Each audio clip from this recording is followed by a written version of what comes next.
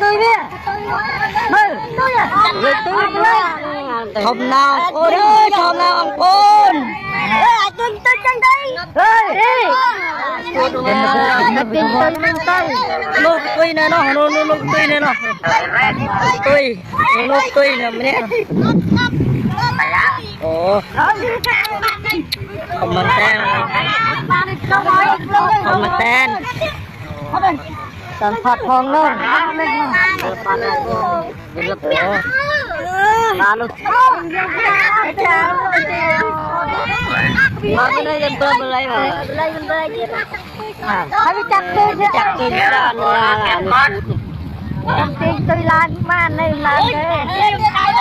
làm đất này gặp tao lên được không chắc tôi trời ơi tôi ba nó từ sáng này nó yên lên nó tôi con đông cho tay lên đông cho kia như lên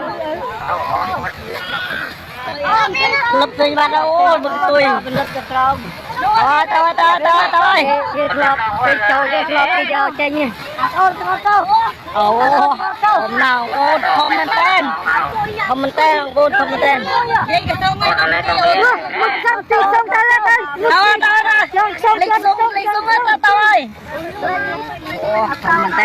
comment tên nước tươi này nó tươi này nó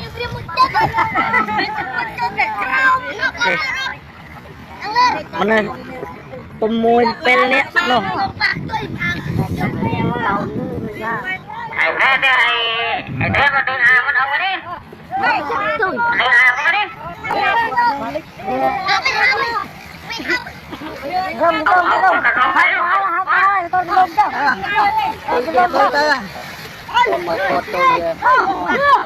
Di desa ini mau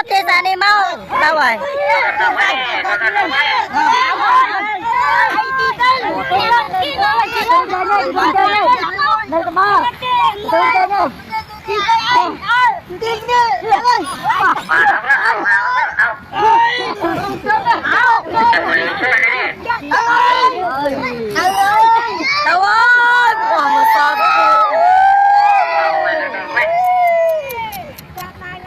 này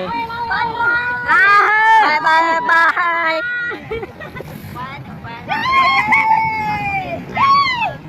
Keng, tungguin.